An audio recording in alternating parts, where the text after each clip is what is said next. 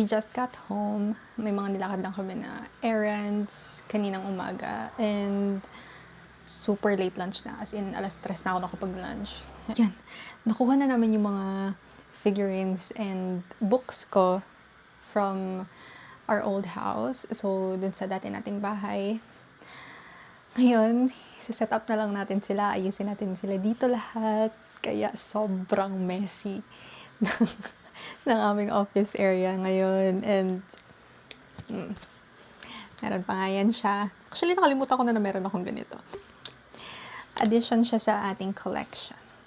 And the rest dito, guys, puro Demon Slayer and Satoru Gojo talaga siya. And halos lahat ng Giyu ay actually sa akin. But, syempre, ayaw natin siya mahiwalay sa rest ng Hashiras. But, pag hindi nagkasya, if ever na hindi sila magkasya dito sa shelf ni Baby, then I will make space sa shelf ko. Yan yung current situation. Tignan nyo naman. Oh, yan, puro Giyu pa lang yan. Pero hindi pa yan lahat, guys. And dito, for now, puro Giyu. And hindi pa rin yan lahat. As in, madami pa tayong i-unbox. Meron pa dito. Yan, another Giyu. And Giyu. Meron pa dyan sa baba, somewhere here. And then, itong mga to, yun na yung box ko, guys. Yun ang box natin pala. Ayan, natabunan na siya. Pero yan, lahat yan. And meron pa dito sa suitcase. Hindi talaga sila kasya. Actually, nagulat din ako kanina na, ay, ganun pala karami yung box ko. So, ayan. And yung mga nandito is yung wands ko yata. Tsaka yung key of, light stick. Ayan. Kiss of Life. Ayan. Ginamit tong concert last year. And ito, yan siya. So, ayun. Ang dami. Ang daming ka na. Hindi ko alam. Honestly, hindi ko alam saan magsisimula. Ayan, lagyan natin siya dyan. Ang dami. Overwhelming. Better than the movies. Okay naman siya, pero I think medyo napagalan lang ako sa pace ng story. Kasi sobrang daming page for each chapter. Pero maganda siya. Cutesy romance, romance. And ito, birthday gift sa akin ni Baby nung 2024, I think. Kasi madalas ko minimension na kukunin ko to, na bibiling ko to, ganyan. Inunahan niya ako. So, yan. Actually, di ko pa nababasa yung book 3. So, babasahin ko yun with my bestie. So, abangan natin. Kapag natapos na namin yan, mag-film tayo ng buong review. And, Diyos ko po, ang bigat. Harry Potter, of course. And, marami pa dito na siguro isa-isahin ko na lang kapag nasa shelf na silang lahat. Kasi, ang dami talaga. Parang hindi tayo matatapos. And, ano pa ba? Yun lang naman yata for now.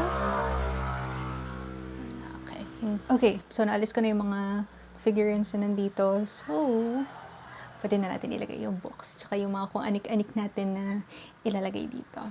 Lahat ng Harry Potter, lahat ng Giyu, lahat, pati K-pop. Dito natin ilalagay. I was thinking kung dito silang lahat sa top shelf, para dito lahat, para mas accessible yung books. Since hindi ko naman magagalaw yung mga i-display lang. So, dito na lang sila sa top shelf. Okay. Nakakahingal pala, magsalita ng tuloy-tuloy. Anyways, Every quest he lives is legend by dawn. Spill the wine, spill the secrets, catch the Colosseum glances, ink on pages by the fire of Buckingham. okay, so medyo may progress na. Yan. So, lahat ng fantasy books nasa pangalawang shelf, and all other romance, YA, and kung ano man. Parang halo-halo na sila dito. Sa third row. And nahanap ko lang yung ibang Abby Jimenez books ko, but I think nandito sila sa luggage. So, buksan na natin. Medyo maalikabok. Parang talagang pinagsiksikan dito.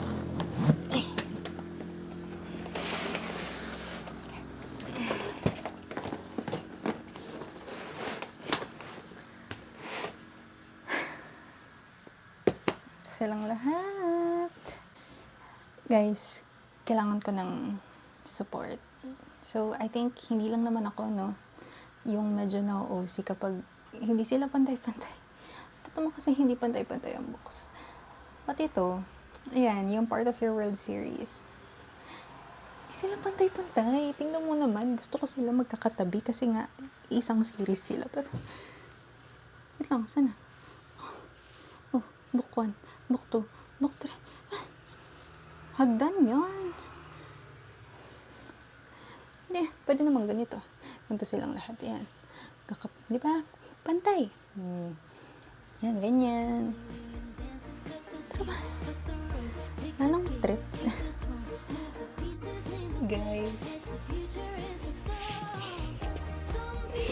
Sobrang favorite ko talaga itong mga to. Lalo na tong Red String Fury. Paulit-ulit ko siyang nire-recommend. Pero, if you guys haven't heard of the author Lauren Kung-Jessen, I think it's time to give her books a try. Kasi, wala. Sobrang ganda talaga. I think, pasok na pasok siya sa preferences ko. Kaya ganun. Pero, just in case na same tayo ng preferences, then I highly suggest giving her books a try. Romance, medyo small town romances, but basta maganda. Hello! So, it's the next day na, and hindi ko na natapos yung pag-vlog kahapon. Pero, eto na, okay na siya. Final touches na lang, I'm going to put na yung dehumidifier sa likod ng books ko para, ma-protect natin sila from molds, from moisture na nagkakos nung, alam niyo, parang nagka-curve na sa books. So, yung ng ganun. Itong mga books ko, almost or more than 2 years na itong mga to sa akin, pero ni isa sa kanila walang naging issue na ganun kasi nga, palagi kong ginagamitan ng dehumidifier. So, yun, tanggalin nyo lang yung tinanggal ko kanina, which is yung, eto, parang top na to. Ang bango. Lavender scent yata itong nabili ko from Clean Air. And, ayun, ilalagay lang siya sa likod ng books. So, for this one, siguro, yan, ito lang. Hindi pala kasya. Pero pagkakasyahin natin. Yan. Forward lang natin para pantay-pantay sila. Kasi nakaka-OC pag hindi pantay-pantay. Anyways, yan. See. And of course, ito ang aftermath ng pag-alis ng books sa desk ko. So, sobrang messy. So, yan ang agenda natin for today habang busy silang lahat sa baba. Ayun. Kaayos tayo ng desk. Maglilinis tayo ng area para bukas ready for work na siya ulit. And tada! So, medyo complete na siya.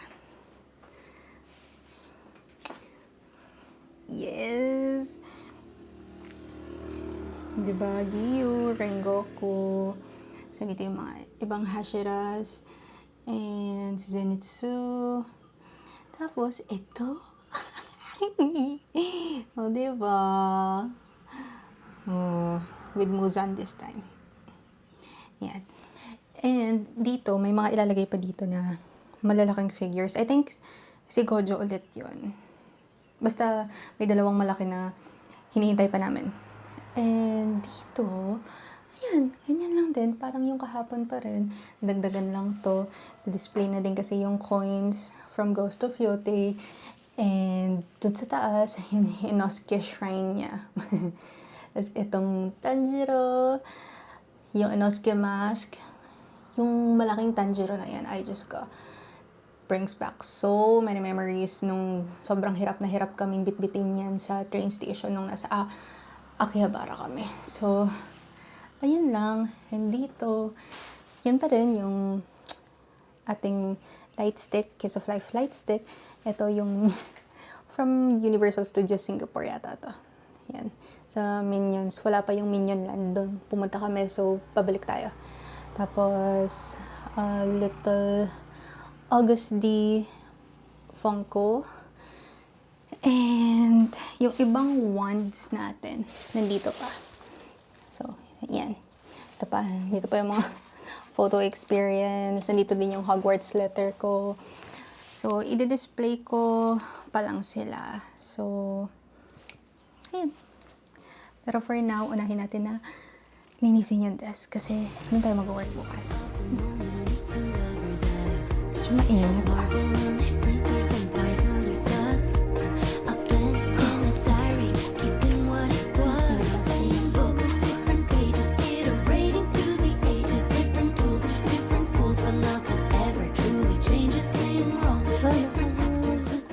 Okay na. Malinis na. Ready for work tomorrow kahit ako na lang ang hindi ready. Kasi seriously, who's ready to work, diba? So, yun. Okay na din yung area natin. I am super proud. I mean, talagang ibang hobbies. Magkaibang hobbies ito. Pero, look at that. Siyempre, sasama natin sa frame si Giyu. Pero sige, sama na rin natin si Rangoku. But, so pretty! Lang. Kakatawa. And look, I added a few things. So, yung friends, yan si Ross, si Joey, and si Chandler. And then, dito sa baba yung girls. Kasi di sila kasya sa isang row. So, yeah. Monica, Phoebe, and Rachel. And ito, Coraline, and Mini Giyu. Tapos dito sa baba. Yan, si Harry Potter. And I think yun lang naman din yung mga dadagdag. Kasi wala tayong paglalagyan.